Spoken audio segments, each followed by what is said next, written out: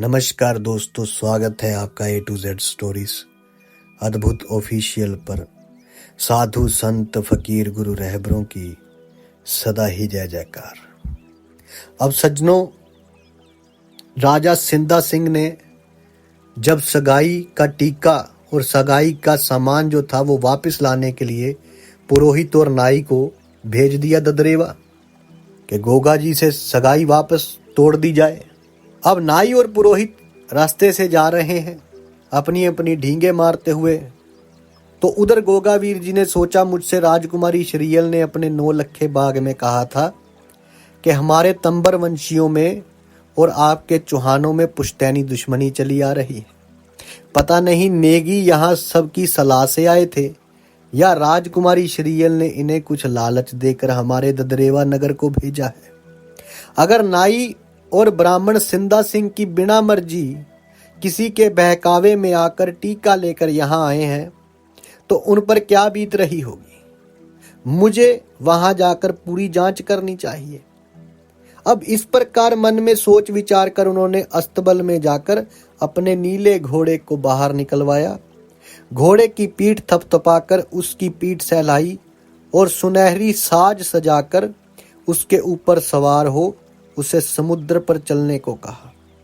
नीला घोड़ा बोला, गुरु भाई, बाबी श्रीयल के यहाँ चलना है क्या? तो गोगावीर जी अपने घोड़े की शैतानी हरकत देख बोले, चल तो सही यहाँ से, वहां पहुंचकर जैसा मुनासिब समझूंगा करूंगा। ये कहकर एक चाबुक उसकी पीठ पर जमा दिया।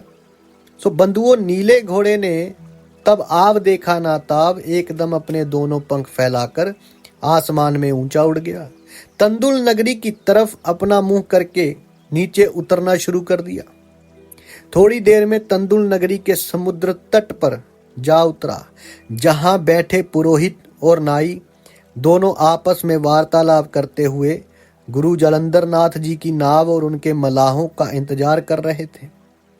गोगावीर जी ने पुरोहित जी के चरण छूकर नाई की नमस्कार किया और पुरोहित जी से चिरंजीवी रहने का आशीर्वाद प्राप्त किया। इसके बाद गोगावीर जी महाराज ने कहा, कहो ब्राह्मण देवता, क्या हाल चाल है? किस कारणवश आप लोग समुद्र तट पर बैठे हो? मेरे लायक जो सेवा हो कृपया बताने की कृपा करें। गोगावीर जी की बात सुनकर नाई और पुरोहित ने रो रो कर आप बीती का बयान किया और कहा कि राजा सिंधा सिंह की आज्ञा अनुसार हम दोनों सगाई का सामान लुटाने आपके ददरेवा नगर जा रहे हैं और लेने जा रहे हैं। नाव के इंतजार में हम दोनों यहाँ बैठे हुए हैं। बंधुओं, नाई और पुरोहित की बात सुनकर गोगावीर जी सोच में पड़ गए। तब पंडित जी ने कहा कि हे वीर राजकुमार, इसमें राजा सिंधा सिंह की रत्ती भर भी खता नहीं है। हम लोगों ने सगाई आपके संग की है, उसमें राजकुमारी श्रीयल और उनकी माता रानी सिरोंजा की आज्ञा का पालन ही हमने किया है। राजा सिंधा सिंह का उग्र रूप देखकर ही ये दोनों अपने महल में बैठी थर-थर कांप रही थी। वे अपने मन ही मन भयभीत हो सोच रही थी कि कहीं पुरोहित जी राजा से अपनी जान बचाने के लिए हमारा नाम ना ले दें। हम दोनों को वहां जाकर राजा के आदेश का पालन करना पड़ा और आपके यहाँ जाकर टीका वापस ना जाने पर सूली पर चढ़ाकर मार डालने का आदेश राजा सिंधा सिंह ने हमें दे दिया। हमने राजा सिंधा सिंह से इन दोनों अबलाओं का भेद भी नहीं बताया है। उनकी बला अपने सिर ली है। चलो इसी बहाने आपसे भेंट हो गई, आपके दर्शन कर हमारी चिंता आधी रह गई है। पुरोहित जी और नाई की दुख भरी कथा सुनकर और उनकी संतुष्टि का कार्य देख समझकर गोगावीर जी महाराज बोले, गुरुदेव, आप निराश क्यों होते हो? हम आपके चरण सेवक किस दिन के लिए जन्म धारण कराए हैं? आप अपने मन से चिंता निकाल दें। आप अपनी सारी चिंताओं को समाप्त समझें। आप धीरज धरकर आराम के साथ यहीं बैठे रहो। मैं शीघ्र आपके टीके का सारा सामान लाकर आपको यहीं वापस किए देता हूँ। आपके ददरेवा नगर जाने से ना जाने मेरे दादा उमरपाल सिंह राजा सिंधा सिंह की तरह क्या क्यामत कर बैठे। कारण उन्होंने आपसे अच्छी तरह पूछ लिया था कि आप राजा सिंधा सिंह की राजी से सगाई लेकर आए हो या नहीं। या अपने मन से?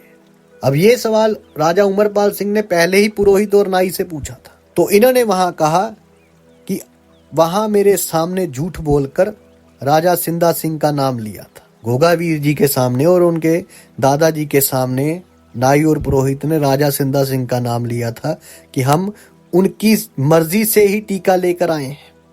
वहां आपने अपनी राजकुमारी और उनकी माता की आज्ञा का कतई जिक्र नहीं किया था, जैसा आप अब कह रहे हैं कि इन दोनों अबलाओं के परामर्श से ददरेवा नगर टीका लेकर पहुंचे थे।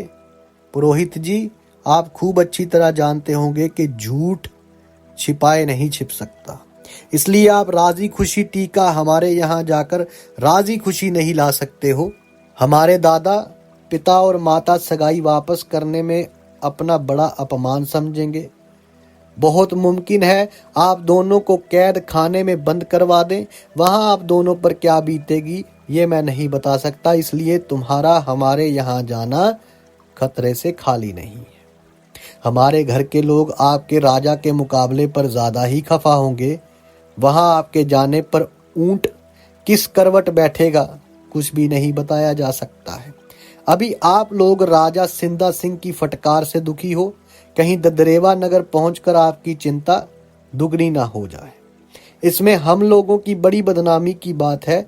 इससे बात बजाय घटने के बढ़ जाने की अधिक संभावना है। अब गोगावीर जी महाराज की बात सुन नाई और ब्राह्मण दोनों बड़े प्रसन्न हो बोले कि राजकुमार जी, हम अपने मुंह से जितनी भी आपकी बड़ाई करें उतनी ही थोड़ी है।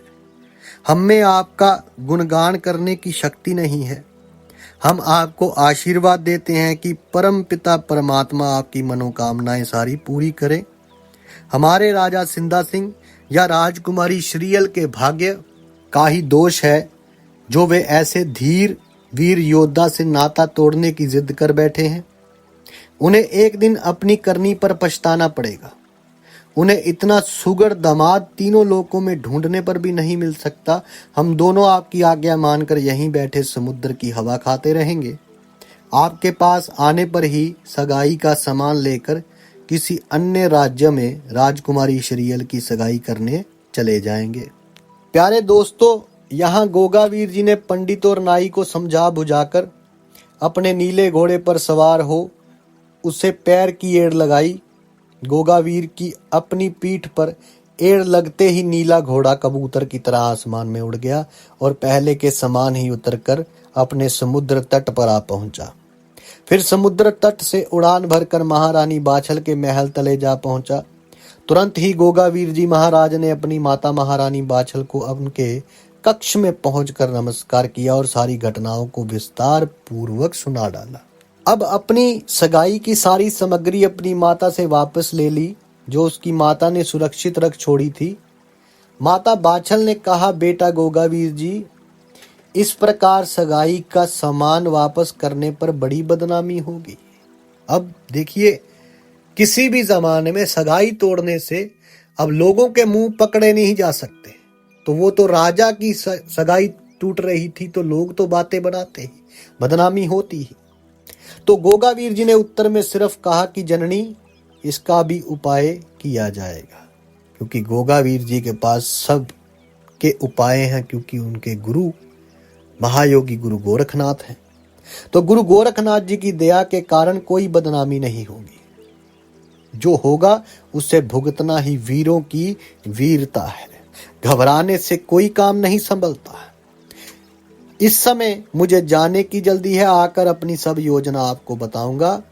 वहां नाई और ब्राह्मण मेरा इंतजार कर रहे होंगे। जब तक सगाई का सामान लेकर दरवाजे के बाहर आए तब तक सैयस नीले घोड़े को स्नान कराकर उसकी मालिश कर दाना घास खिला सुनहरी साज पहना कर एकदम तैयार कर दिया था। गोगावीर जी ने अपनी अतिथिशाला में से नाई और ब्राह्मण के लिए पूरी पकवान ले अपने नीले घोड़े पर सवार हो फौरन ही वापस हो लिए। नीले घोड़े ने अपने पंख फैलाकर उड़ना शुरू कर दिया।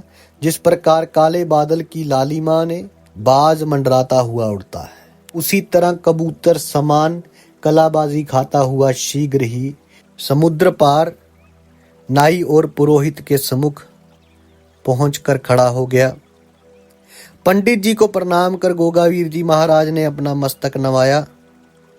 सज्जनों, अपने सामने गोगावीर जी को खड़ा देख नाई और पुरोहित दोनों अति प्रसन्न हुए।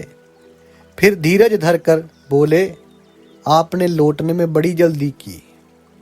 तब राजकुमार गोगावीर जी महाराज बोले, गुरुजी पहले प्रसाद ले लो, आप दोनों सज्जन भूखे होंगे। ये कहकर पुरोहित जी और नाई के सम्मुख खाने पीने की सब वस्तुएं रख दी, जिन्हें उन दोनों ने प्रेम पूर्वक अपने अपने उदर में उतारकर ठंडा नीर पिया। तब पुरोहित जी बोले, राजकुमार जी आप जुग जुग जियो, आपकी उतनी उम्र हो जितनी सूर्य चंद्रमा की है। आप सदा अमर रहें, आपकी कीर्ति तब तक कायम रहे जब तक गंगा जमुना में जल की धारा बहती है। ये हमारी अंतरात्मा की आवाज है जो खाली नहीं जा सकती। बंधुओं, नाई पुरोहित की आशीर्वाद वर्षा से गोगावीर जी महाराज अति प्रसन्न हुए।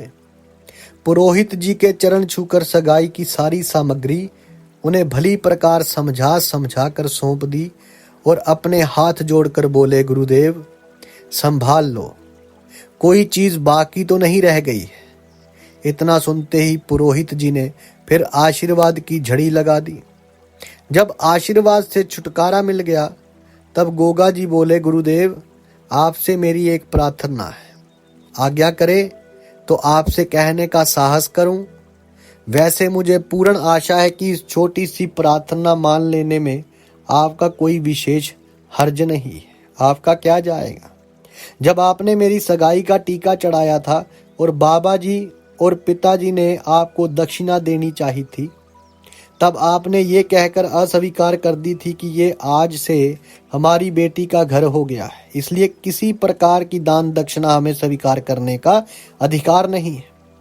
इसलिए हम लोग कुछ भी स्वीकार करने में असमर्थ हैं। परंतु अब ये रिश्ता टूट गया और मैं अब आपके राजा का दामाद नहीं हूं, इसलिए अब आप ये मेरी तुच्छ भेंट स्वीकार करें। प्यारे मित्रों, जाहरवीर जी ने अपने गले की मोतियों की माला और एक खुर्जी भर एक मोहर अशरफी भेंट की, जिसे दोनों ने खुश होकर बड़े प्रेम पूर्वक स्वीकार कर लिया। भेंट स्वीकार हो जाने पर गोगा जी बोले, पुरोहित जी जब आप राजकुमारी की सगाई करके लौटने लगे तब मुझसे ददरेवा नगर में आकर मेरे पास सूचना भिजवा कर जरूर मिल लें। मुझे आप सिर्फ ये बता जाएं कि विवाह कौन सी तारीख का पक्का हुआ है। जहां तक बने आप ये संबंध फागुनवदी नौमी का पक्का करें। आपसे मुझे पूर्ण आशा है। आप मुझसे बिना मिले तंदुल नगरी हरगिज ना जाएंगे। मुझे आपके हाथों राजकुमारी श्रीयल के लिए भेंट भी भेजनी है। इतना कहकर नाई और पुरोहित को नमस्कार कर अपने घोड़े पर सवार हो समुद्र पार करने अपने यहाँ के उसी वन में शिकार खेलने जा पहुंचे जहां इनके सब यार दोस्त इंतजार कर रहे थे। अर्जन सर्जन, रतन, भज्जू कोतवाल और नरसिंह पांडे इन्हें अपने पास आया हुआ देख प्रसन्न हो उछलने कूदने लगे कि गोगावीर जी भैया महाराज ऐसे कहाँ लोप हो गए थे। हम लोग आपका इंतजार कर करके दुखी हो गए थे। अपने मित्रों की प्रेम भरी मधुर वाणी सुनकर गोगावीर जी महाराज केवल मुस्कुरा कर रह गए। फिर सभी ने मिलकर भांति भांति के खेल खेल कर घोर वन के बीच जाकर शेर का शिकार खेला। शेर को घसीटते हुए लेकर अपने नगर ददरेवा पहुंचे। उधर नाई और पुरोहित दोनों गोगावीर जी महाराज की बड़ाई करते हुए राजकुमारी श्रीयल के लिए वर खोजने के लिए चल पड़े। बंधुओं, ऐसे राजा थे राजकुमार जाहरवीर गोगा जी के दोस्त तो दोस्त, दुश्मनों को भी खाली हाथ नहीं भेजा। दुश्मनी ही थी ना, सगाई तोड़ना। लेकिन वो बहुत ही समझदार थे, शांत स्वभाव के थे, तो उन्होंने उनको भी कुछ भेंट दिया और बोले जब जाओगे तो मिलके जाना। ये है गोगावीर जी की बड़ाई। अब आगे क्या होता है वो साझा करेंगे अगली वीडियो में। तब तक के लिए आप सबका धन्यवाद। आप सबके भीतर बसे उस परमात्मा को मेरा प्रणाम। साधु संत फकीर गुरु रहबरों की सदा ही जय जयकार। अलख निरंजन।